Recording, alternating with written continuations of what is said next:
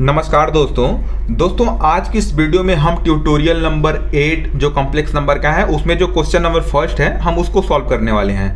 काफ़ी important question है और इसमें डी मोवियर थ्योरम का एप्लीकेशन भी होगा, तो आप इस वीडियो को एंड तक देखिएगा। मैं काफ़ी डिटेल से बताऊंगा। अगर आप इस क्वेश्चन को देख लेते हैं ढंग से ना, तो मैं इस बात का गारंटी दे सकता हूँ कि आप डी मोवियर थ्योरम के मैक्सिमम क्वेश्चन को आप सॉल्व कर पाएंगे। ठीक है, क्योंकि मैं काफ़ी डिटेल से बताने वाला हूँ। जो भी यहाँ पे ट्रिक वगैरह है, कैसे क्वेश्चन को अप्रोच करते हैं, सब मैं बताऊंगा। ठीक है, तो चलिए बिना टाइम के वीडियो को शुरू करते हैं।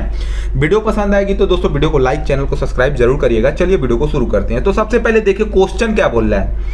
क्वेश्चन बोल रहा prove that 1 + i√3 to the power 8 + 1 - i√3 to the power 8 is equal to -256। ठीक है, अब एक क्वेश्चन में हमको प्रूव करना। अब सबसे पहले देखिए, जब भी आपको यहाँ पे बड़े बड़े पावर दिखे ना, तो आपको तुरंत समझ में आना है कि हमको यहाँ पे डी मोवियर थ्योरम लगाना पड़ेगा।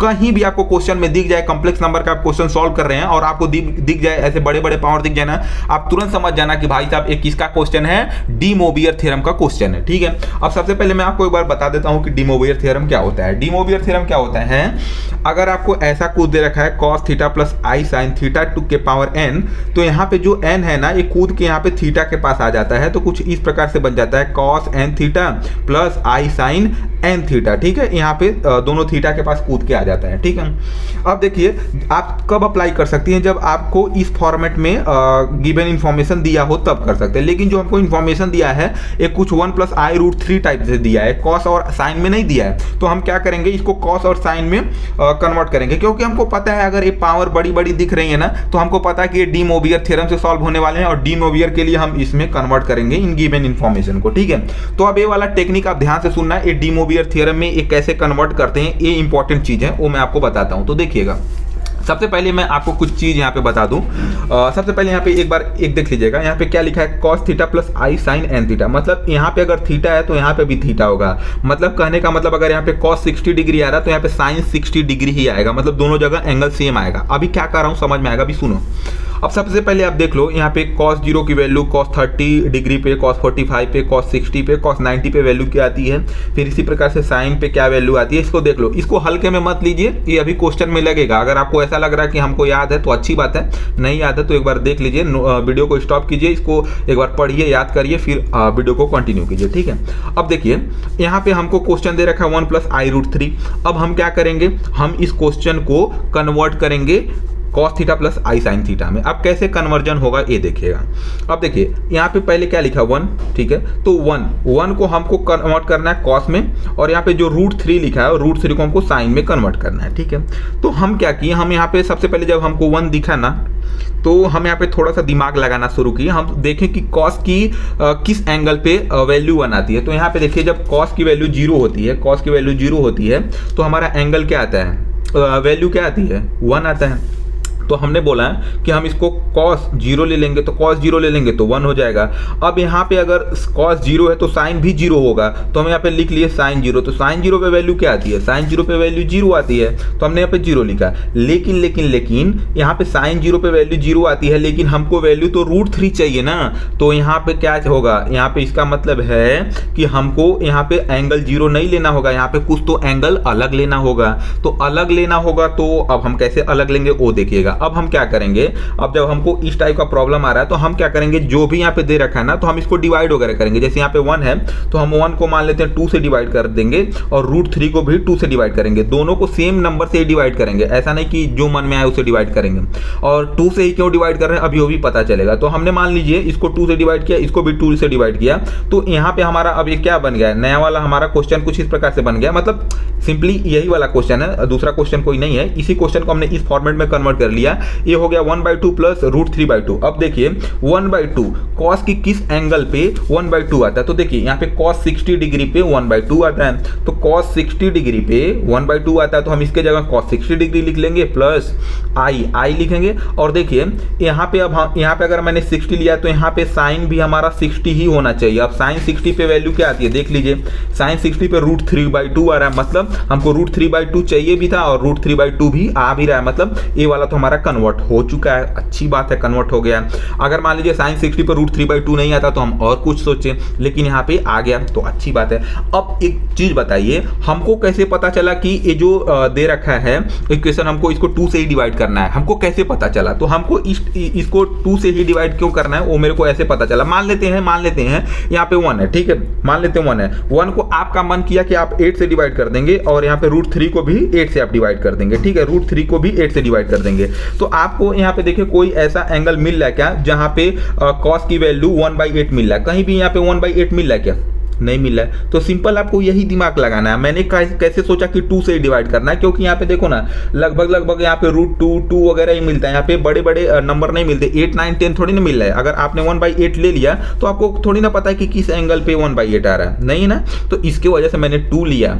इसी प्रकार से आप कभी √2 लेकर भी चेक कर सकते हो, √2 लेकर भी चेक कर सकते हो आप क्वेश्चन में, कोई दिक्कत नहीं है, ठीक है। क्योंकि अगर मान लो अगर आपने इसको √2 से डिवाइड किया तो क्या हो जाएगा, 1/√2 प्लस आई और इस √3/√2 से कर दिए। तो अब देखो इस पे ए वाला तो मिल जाएगा, cos 1/2 45 पे आ रहा है, लेकिन √3/√2 साइन में कहीं यहाँ पे आ रहा है क्या? नहीं आ रहा है। तो नहीं आ रहा है, इसका मतलब क्या है, हम √2 से नहीं डिवाइड कर सकते।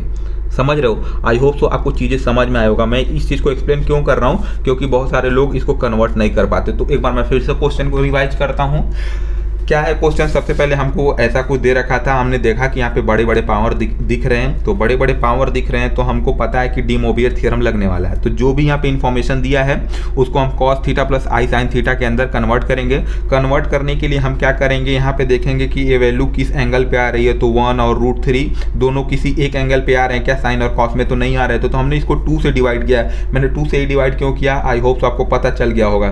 तो 2 से डिवाइड करने पर हमारी चीज़ें थोड़ा सिंप्लीफाई हुई। तो अब क्वेश्चन को सॉल्व कैसे करना है वो मैं बताता हूँ। तो सबसे पहले आपको बोलना है कि टेकिंग LHS, ये हमको प्रूव करना है ना, तो हम LHS को पहले ले लेते हैं। टेकिंग LHS हमारा क्या है उसको लिख लीजिए, 1 प्लस आई √3 के पावर 8 प्लस 1 माइनस आई √3 के पावर 8, ठीक है।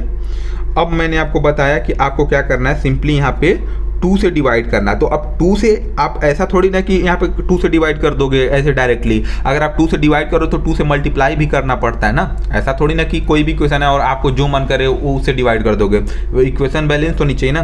तो यहाँ पे आपको क्या करना पड़ेगा, 2 के पावर 8 से डिवाइड करना पड़ेगा और 2 के पावर 8 से मल्टीप्लाई करना पड़ेगा। अब 2 के पावर 8 से मैंने क्यों किया, क्योंकि देखिए 2 को हमको इसके अंदर ले जाना है, ठीक है, और इसका पावर क्या है 8 है। तो जो भी इसका पावर है ना वही यहाँ पे इसका भी पावर आएगा। अगर इसका पावर 7 होता तो 2 के पावर 7 आता, ठीक है। तो हमने यहाँ पे 2 के पावर 8 से इधर मल्टीप्लाई कर दिया और 2 के पावर 8 से यहाँ पे डिवाइड कर दिया। उसी प्रकार से देखिए यहाँ पे क्या हो रहा है, यहाँ पे केवल साइन चेंज हो रहा है, यहाँ पे केवल साइन चेंज हो रहा है, लेकिन जो वैल्यू है ना वो हमारा एज इट इज रख रहा है 1√3। तो 1√3 टाइप है। तो यहाँ पे भी हमको वही सिंपली वही करना है कि 2 के पावर 8 से डिवाइड करना है, 2 के पावर 8 से मल्टीप्लाई करना है, क्योंकि इसका भी पावर 2 के पावर 8 है। अब हम क्या करेंगे, 2 के पावर 8 जो है इसको बाहर रखिए, 2 के पावर 8 जो है इसको अंदर ले जाएंगे तो ये बन जाएगा 1/2 प्लस आई √3/2 और ये 8 है तो 8 पावर में इसके आ गया, ठीक है। फिर प्लस 2 के पावर 8 को एज इट इज रखिए, ये वाला हो जाएगा 1/2 माइनस आई √3/2 और ये जो पावर था ये ऊपर आ गया, ठीक है, मतलब इसके अंदर समा गया, ऐसे समझ लो, ठीक है, ठीक है। अब आपको मैंने क्या बताया, 2 के पावर 8 को एज इट इज रखो। इसको क्या लिख सकते हो, कॉस किस पे आता है वैल्यू, देखो 1/2 किस पे आता है, cos 60। तो आप cos 60 लिख लो या फिर cos π/3 लिख लो। यहाँ पे हम लोग वैसे जनरली रेडियन में इसको शो करते हैं, तो यहाँ पे π/3 लिख लेते हैं। π/3 का मतलब भी 60 डिग्री होता है, कोई दिक्कत नहीं है, ठीक है। फिर आई, फिर इसको क्या लिख सकते हो, साइन π/3। यहाँ पे जो एंगल आएगा वही एंगल यहाँ पे भी आएगा, ठीक है। और पावर में 8 है तो 8 लिख दो, प्लस 2 के पावर 8 है तो 2 के पावर 8 इंटू 1/2 को क्या लिख सकते हो, cos π/3 माइनस है तो माइनस, आई है तो आई, √3 को क्या लिख सकते हो, साइन π/3, ठीक है, पावर 8। सही बात है, सही बात है।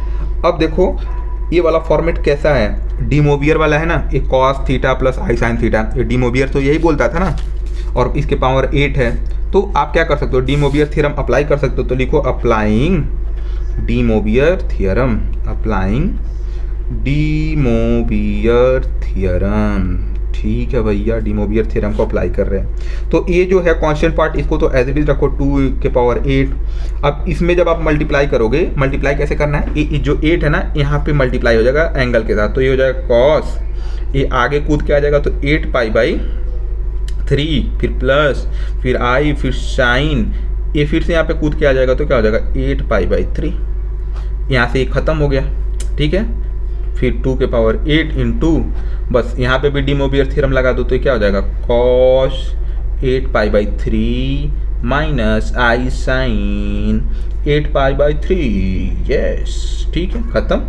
अब बस आपको थोड़ा सा दिमाग लगाना है और इसको सॉल्व करना है। कैसे सॉल्व होगा आपको भी पता है, हमको भी पता है कि ये 8π/3 है, ये 8π/3 है, तो इसका वैल्यू आप कैलकुलेट कर सकते हो। ठीक है, तो हम इसका वैल्यू अभी कैलकुलेट करते हैं। तो चलिए हम कैलकुलेटर लाते हैं और इसको देखते हैं कि इसका वैल्यू क्या आ रहा है। तो हम सबसे पहले कैलकुलेटर को ऑन करता हूँ और यहाँ पर मैंने रेडियन में ले रखा है, तो सबसे पहले मैं यहाँ पर शिफ्ट मोड करके इसको रेडियन पे सेट कर लेता हूँ। ठीक है, यहाँ पे आर दिखा रहा है, मतलब रेडियन में सेट हो गया है। अब हमको क्या निकालना है, कॉस 8π/3 की वैल्यू क्या होती है, तो यहाँ पे कॉस 8π/3, अब इसकी वैल्यू क्या आ रही है माइनस का 1/2। तो ठीक है, यहाँ पे लिख देंगे -1/2, फिर प्लस है तो प्लस लिखिए, फिर आई है तो आई लिखिए, फिर साइन 8π/3 क्या आएगा वो हम देख लेते हैं। तो यहाँ पे साइन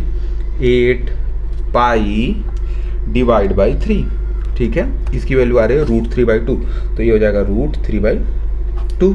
ठीक है, ठीक है, उसी प्रकार से यहाँ पे प्लस 2 के पावर 8, ठीक है, और यहाँ पे cos 8π/3 यहाँ पे भी है, मतलब यही वाली वैल्यू आएगी -1/2, फिर माइनस है तो माइनस लगाओ, आई है तो आई, फिर यहाँ पे जो साइन 8π/3 आया था √3/2 वही यहाँ पे भी आएगा, तो √3/2 लिख दो। Simple simple. अब क्या करना है, अब देखो 2 के पावर 8 यहाँ पे भी है, तो इन दोनों में से कॉमन ले लो, 2 के पावर 8 कॉमन ले लो। ठीक है, तो 2 के पावर 8 हमने कॉमन ले लिया तो क्या बचेगा, यहाँ पे -1/2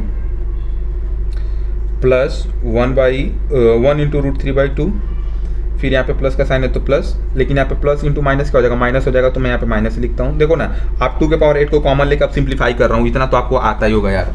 ठीक है, तो यहाँ पे क्या हो जाएगा, ये हो गया, अब यहाँ पे -1/2 हो जाएगा, ये -1/√3/2 हो गया। अब देखिए यहाँ पे कुछ कैंसिल वगैरह हो रहा है क्या, तो ये वाला जो चीज़ है आपको कैंसिल हो जाएगा। अब एक चीज़ मैं आपको और बता दूँ, मैंने यहाँ पे वैल्यू पुट करके फिर सिंप्लीफाई किया। आप चाहो ना तो यहाँ पे जब आप डी मोबियर थ्योरम लगा रहे हो ना, उसके बाद ही आप यहीं से कॉमन ले सकते थे। 2 के पावर 8 यहाँ से कॉमन ले लेते, तो यहाँ पे ये जो साइन 8π/3 है, साइन 8π/3 ये दोनों कैंसिल हो जाता, केवल आपको इसका वैल्यू फाइंड करना होता। तो आप चाहो तो वैसे भी कर सकते हो, अदरवाइज आप यहाँ पे वैल्यू पुट करके भी कॉमन कर लोगे ना तो भी हो जाएगा। तो हमने कॉमन वगैरह यहाँ पे ले लिया, ये दोनों का टर्म काट खेल दिया, तो ये बचा अब हमारा यहाँ पे 2 के पावर 8 और यहाँ पे क्या बचा -1/2 और -1/2, तो -1/2 कितना हो जाएगा, -1 हो जाएगा ना, -1 ही होगा ना भाई, -1/2 ऐड करना तो -1 आ जाएगा। ठीक है, ठीक है। अब देखो 2 के पावर 8 कितना होता है, 2 के पावर 8 जो होता है -256 होता है,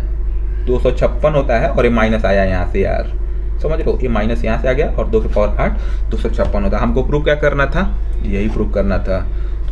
अब एक चीज़ यहाँ पे थोड़ा सा छूट गया, मैं बता देता हूँ। 2 के पावर 8 256 कैसे होता है वो मैं यहाँ पे बता देता हूँ। बहुत सारे लोग यहाँ पे नहीं जान पाते कि कैसे कैलकुलेट करना है। तो आपको 2 के पावर 8 कैलकुलेट करना है ना, तो सिंपली यहाँ पे 2 दबाइए, फिर यहाँ पे ये वाली बटन दबाइए और पावर में 8 दे दीजिए, इक्वल टू मारिए 256 आ गया। ठीक है, तो यहाँ पे देखिए 256 आ गया, और माइनस यहाँ पे लगे तो -256 आ गया, तो ये प्रूफ हो गया।